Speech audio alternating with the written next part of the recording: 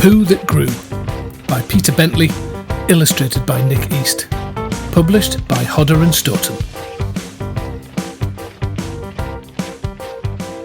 Some animals are strong and tall, some are fierce and proud, some have horns and big sharp teeth, and some are just plain loud.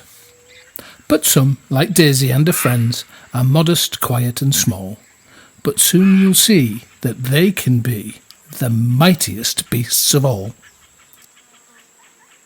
High up in the jungle trees, the monkeys sat around, and when they did their number twos, they dropped upon the ground. The lion said, "Hey!" and shook his paw, but then, to his surprise, the poo began to disappear before his very eyes.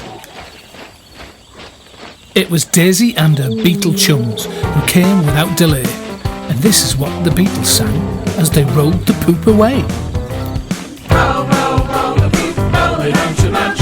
We love to chew on tasty poop from breakfast to your lunch. Roll, roll, roll the poop, roll it home to lunch. We love to chew on tasty poop from breakfast to your lunch.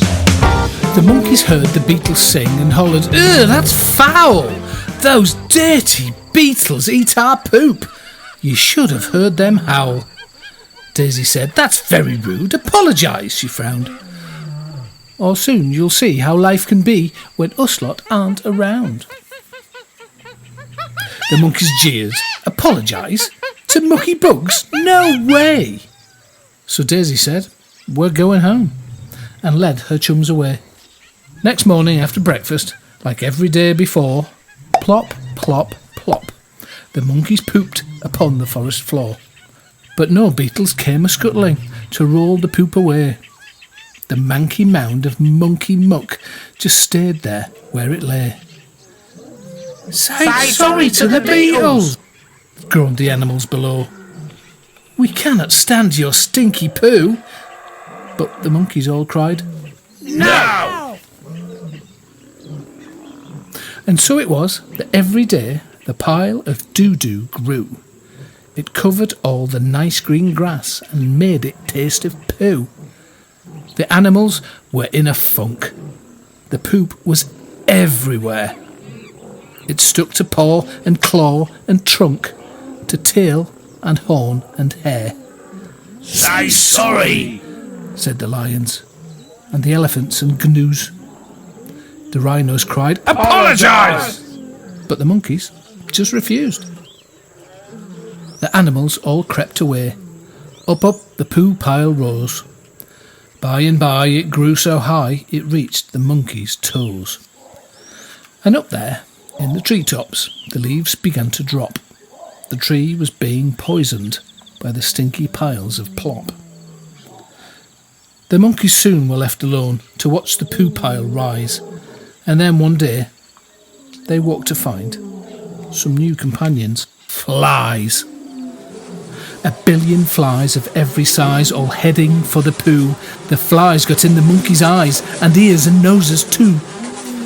When the monkeys ate some fruit that looked so ripe and yummy, with every bite a chewed up fly would end up in their tummy. The monkeys moaned, "What can we do to keep off all these flies?" A little monkey wisely said, "Perhaps apologise." The other monkeys shook their heads, but they knew that it was true. Saying sorry to the beetles was the only thing to do. The little monkey went at once.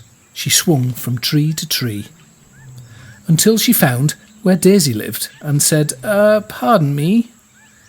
We'd like to say sorry for being so rude and mean. We never knew how much you'd do to keep the forest clean." "Thanks," said Daisy with a smile. "That's nice of you to say. Now go and tell your monkey pals the bugs are on their way." Soon the tramp, tramp, tramp was heard as the beetles marched along. How the monkeys whooped with joy to hear their cheerful song. roll, roll, roll the poop every night and day. Merrily, merrily, merrily, merrily, roll the poop away.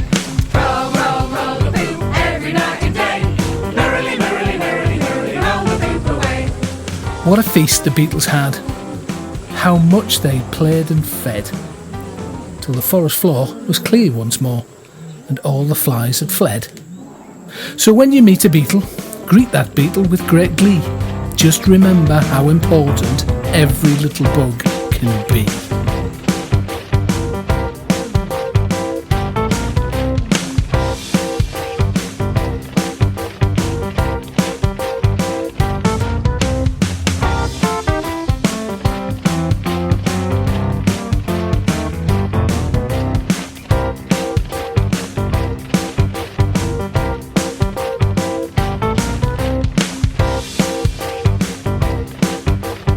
The Poo That Grew, narrated by Mr Ron.